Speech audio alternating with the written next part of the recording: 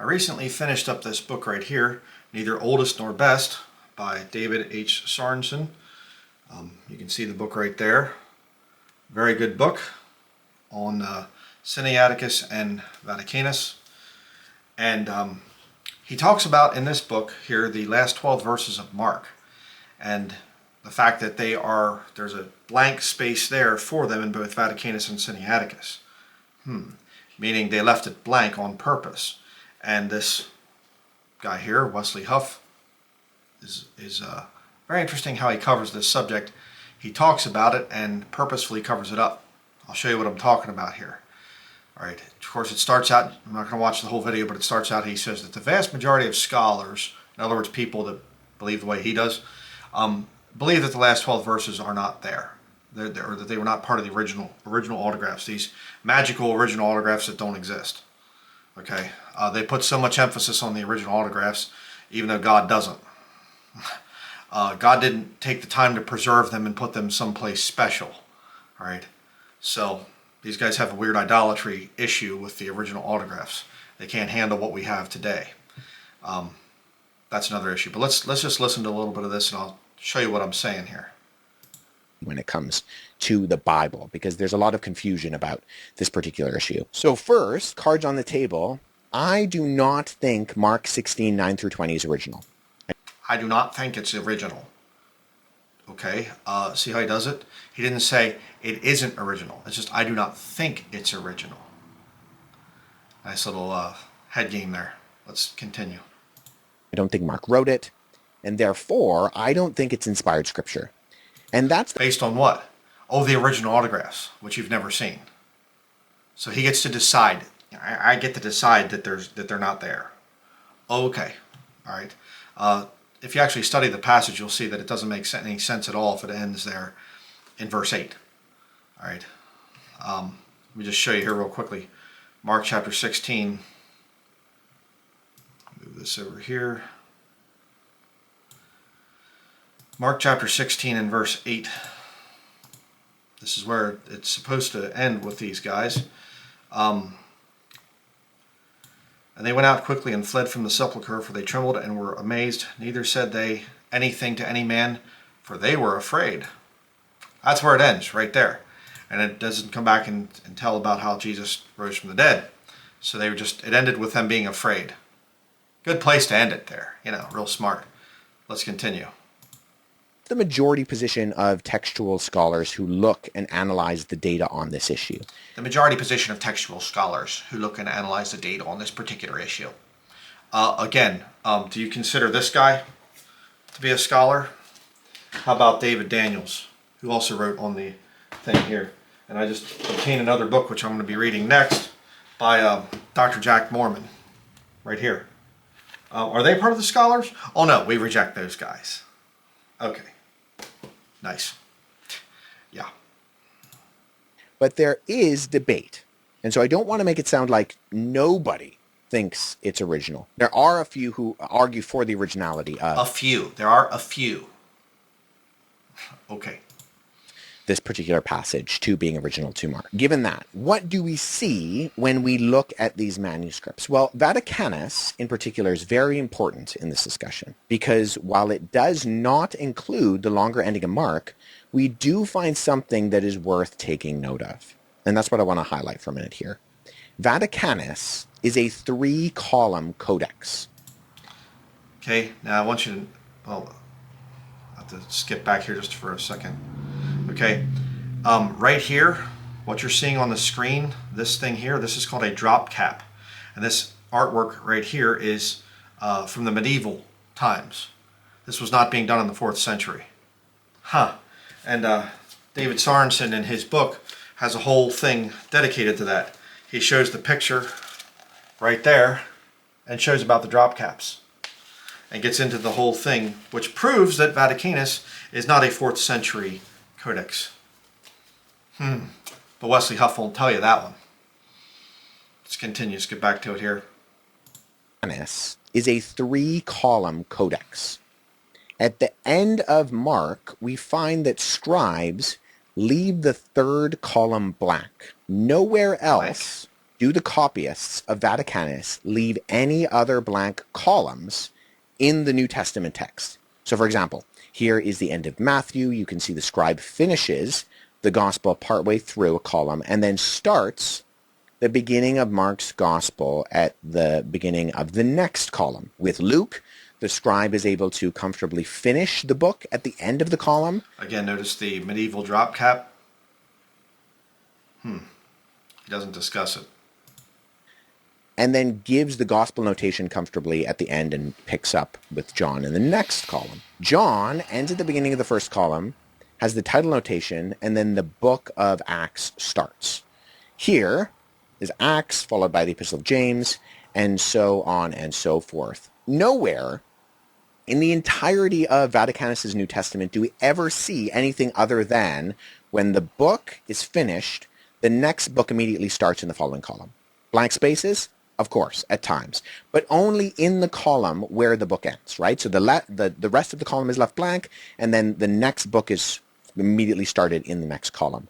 The only place in the entirety of Codex Vaticanus's New Testament where an entire blank column is left is at the end of Mark. On top of that, if we account for the average space between the letters, the average amount of words per column, and the approximate letter size for the scribe who wrote the Gospel of Mark, and we factor all that in and fill in the gap with a reconstructed text, 16, 9 through 20, and the standard title inscription for the Gospel according to Mark fits exactly in the space left at the end of Mark in Codex Vaticanus.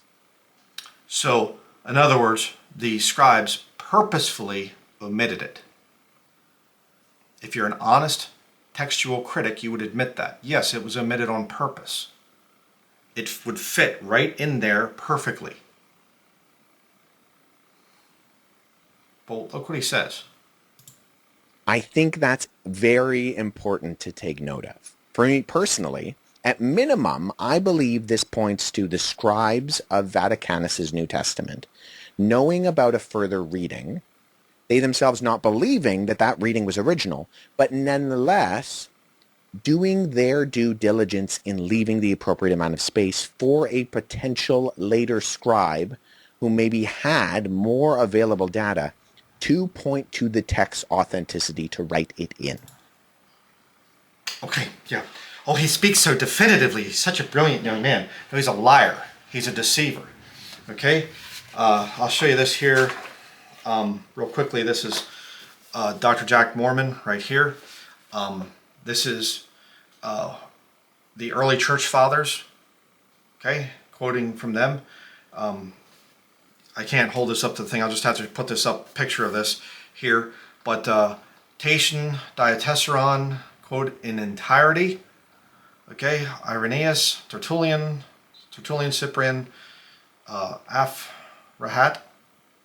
All of these different quotations from early church fathers. And if you go back here to this page, chronological summary, you'll see that Tatian, up top right here, is 170 AD when he was writing. So in other words, Tatian's Diatessaron quotes from the last 12 verses of Mark in 170 AD. Vaticanus is supposedly 350 or so AD, right around that time period. So almost 200 years earlier, a church father is quoting the last 12 verses of Mark. And he's just making it seem, oh, there might be some, I don't know, there could be something there. I don't really know. You know, they may just kind of did their due diligence to, you know, in case there'd be stronger evidence. No, they omitted it, you liar, you deceiver. They omitted it on purpose. And Vaticanus, like I said, has drop caps, which he covers in here in great detail in this book, showing that it's a medieval document, at best, for your sake. Okay, probably, and he thinks it's actually been edited in the 19th century. And he goes on to talk about Sinaiticus also takes the verses out, and we have to look at paleography and the paleographers and whatever. Oh, the thing that was created by the Jesuits, which David Daniels covers in his 2 books right here. Who faked the world's oldest Bible, and is the world's oldest Bible a fake? these two books right here, read them.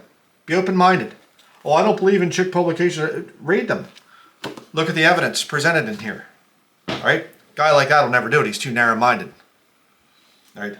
And it would upset, those people that are paying his salary and whatever else, and disturb his Catholic friends that, you can be saved and go to a Catholic church, according to him. I did a video on that already. But this work right here, very scholarly work. This is, and it's not just Tatian, it's Irenaeus is 202, Tertullian 220, right there. All these church fathers are way before the supposed writing date of Vaticanus and Sinaiticus. Way before. Okay? And this very scholarly work right here is called Early Church Fathers and the Authorized Version, a demonstration by Dr. Jack Mormon. There it is. Right there. Showing the proof. Oh, they did their due diligence to kind of make a place where it could be included. Well, there it is. There's the proof. Early Church Father citations nearly 200 years before Vaticanus was supposedly written. So there's your proof. Write it in.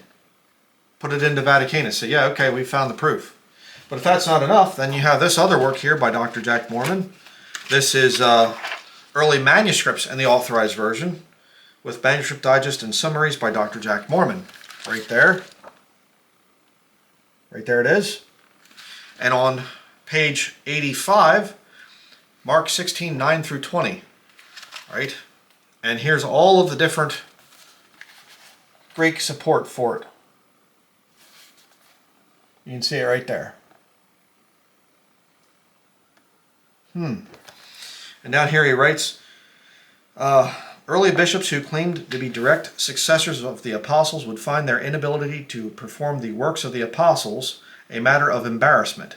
Are we really to believe that the Gospel of Mark would end in verse 8 with the words, "For they were afraid"?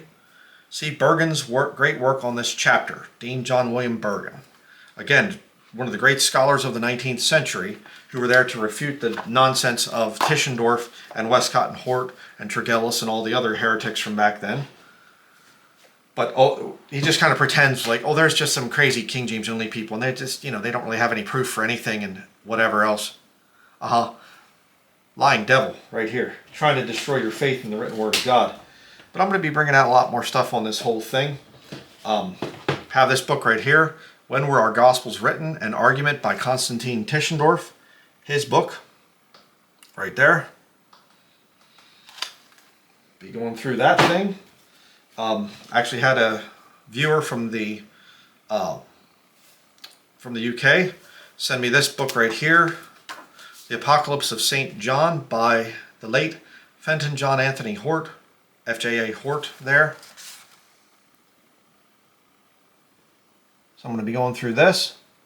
I have another commentary by Brookfalls Westcott. I'm going to be going through that. And I already showed this book right here by Manly P. Hall, Freemasonry's leading philosopher outside of Albert Pike. And here on page 147, he says, there are abundant indications of philosophical footings in the Christian religion. What is necessary is a general reform, new and complete translations of the Bible with various possible alternative renderings from the earliest Greek manuscripts. Exactly what he's saying. Manly P. Hall wrote this book many years ago. Interesting. And I did a video refuting this, and a devil spirit actually talked in the video. I didn't even heard it until it was on YouTube, and somebody said, what was that noise there? What was that weird, sound like something said, what? What? Like that. Yeah, you can watch the video. These guys are working for the devil right here. They want to destroy your faith in the written word of God, the King James Bible. They want to make you think that the most recent scholarship, the most recent Greek scholarship has proved that the King James Bible is inferior. Oh, you mean your 19th century theories? Tischendorf and Westcott and Hort? And why did they keep the text secret for so many years? They waited, it comes out in the 19th century, these great texts, and yet nobody can look at them in person until they're digitized and put online in the 21st century, like 150 years later. Isn't that a little strange? Isn't that a little weird? But we're to trust this guy that the last 12 verses of Mark, well, they're not part of the originals. They're not from the originals. Have you seen the originals? No, but I feel that they're not from there. And paleography, which I mentioned earlier, the Jesuits created one of their sciences, oppositions of science falsely so-called, is the reality of it. Basically, it's just saying it looks old, and it's kind of looks like it'd be from this certain area, so it must be from that certain area of time. That's how they prove it. And by the way, they refused to let Sinaiticus be carbon-14 dated. Because, see, it would turn out like the archaic Mark, Manuscript 2427, which came out that it was actually a late 1800s, early 1900s forgery. But see, these guys, their whole system would crumble and fall when people realize that Sinaiticus and Vaticanus are fraudulent. And they are, by the way. That's why they won't translate them word for word. They're missing huge portions of the New Testament. But see, that works out for these guys because they believe that they are superior. The church is getting better. We're smarter now than they were back there in the 4th century. So we can just kind of look at all the mistakes that they made and go, well, they just weren't very bright back then, but we're a lot smarter now. That's why we can give you all these new versions and continue to make the money. Cha-ching, cha-ching, cha-ching. That's what these guys are all about. That's why I say run from this devil with his 1 million subscribers, puffed into fame by Joe Rogan. Yeah, that should give you some pause for concern. And a lot of other secular podcasts and things. And the secular world loves to watch the slop that this guy puts out. Because, see, they like the occult stuff that he's pushing. Oh, we're trying to find the original autographs, and we're trying to find what the originals originally said.